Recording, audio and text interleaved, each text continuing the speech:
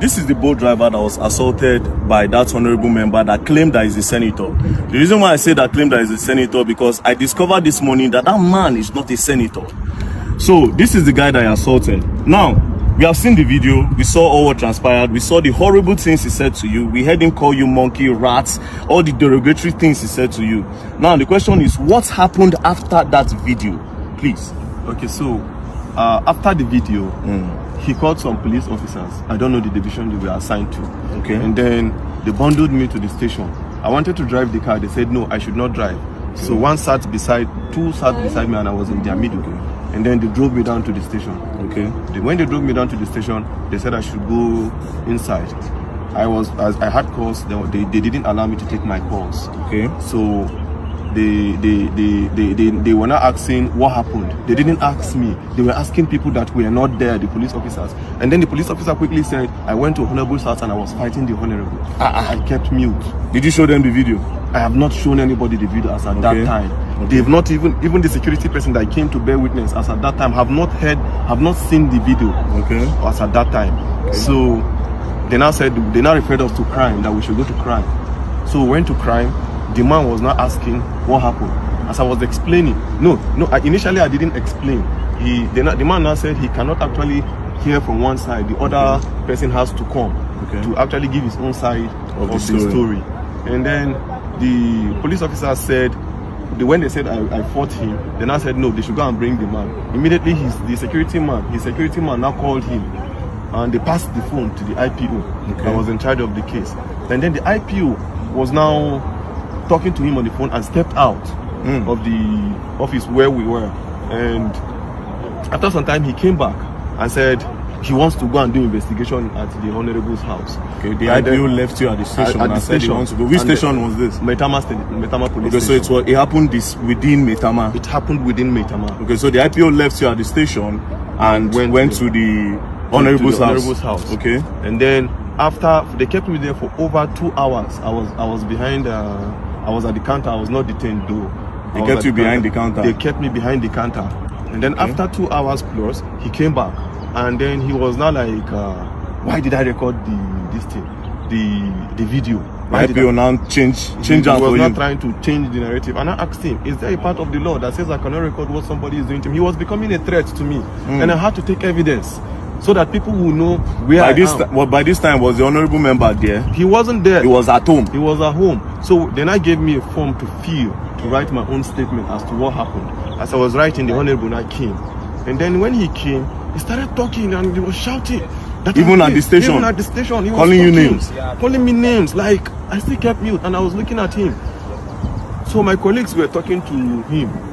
Me, I've already had my own fair share of trauma from him. I don't want to actually have any engagement or any encounter with him. I just went to one corner and I sat down. And I was listening to everything he was saying.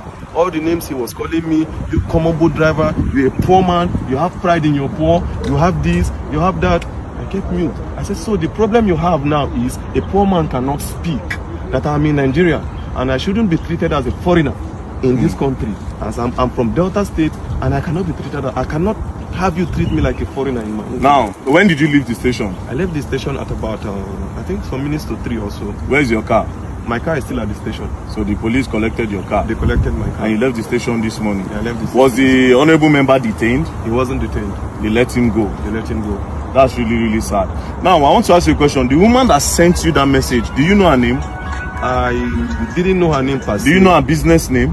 I don't know her business name. It was a request. But I think I checked from my boat app. I think the last request that came in when I tried calling from the app, it was, I think, Gloria. Gloria? Yeah. Because she said something in that video. She said something like, and do you know who he is? She was also supporting him. That's why I'm asking you that if you know who she is. Now, what did you go and deliver to him? What even really happened? Just give me a brief summary of what happened before that video. Okay, before the video, I actually got a request on boat.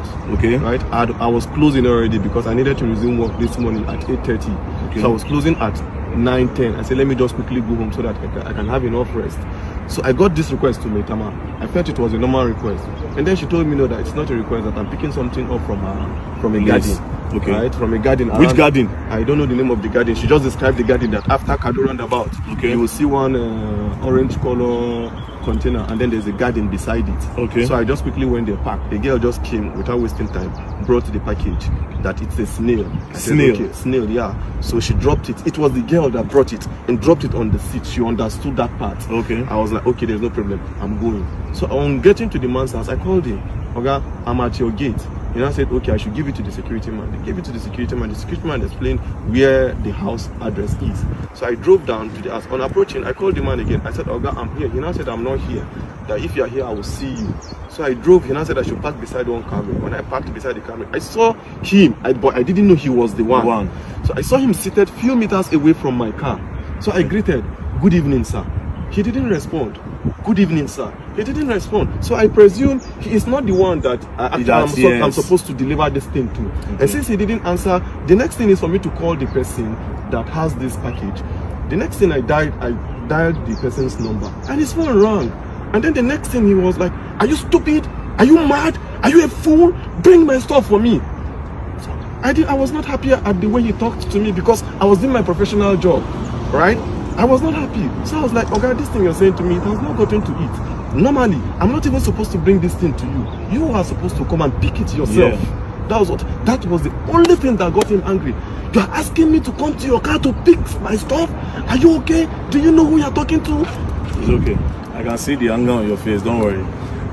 The truth is that Nigeria is for everybody. Nigeria is not for one person. If an honorable member will be treating people like this, then just imagine what the president supposed to do. Now, I need to remind you, we are all clamoring for the youth to come to power. See this one now, youth. I always say something. The youth are looking for a better... They are not trying to make this country better, a lot of them. They want to get power to do worse than these people, because they have a better way of hiding this evil than these old men in power. But nevertheless, the man does not have immunity. I just discovered that he's not a senator. So actually pursue this case. And I believe that the law will take its course. We'll go to... I've heard a lot of things about Maitama police station, which I'm not going to say. But I believe in the new commissioner of police that have been moved here. Commissioner of police Disu. So this case will be reported to him directly. And I believe that the law will take its course. So don't worry. You said you are not feeling well. Not feeling well. He hit me on my chest severally. He was just hitting me on my chest, and I stayed mute. I was looking at him. So when he was becoming much of a threat to me, initially I did not record, because I didn't go there with intention of fighting. If I went there with another motive, I would start recording from the very beginning. It was when he was becoming a threat, when he said he would pay 50 million naira and then they would delete me, and look at me, this orchid. He was just calling me all sort of names. You pay 50 million and they will delete you. He will pay 50 million naira to somebody, to people, and then they will kill me and nobody will say anything. And when I noticed this thing is becoming what I never expected, I quickly brought out my phone and you recorded. And I started recording. Don't worry, we'll go and write a petition and we'll take it up. Oh, Allah, more they go.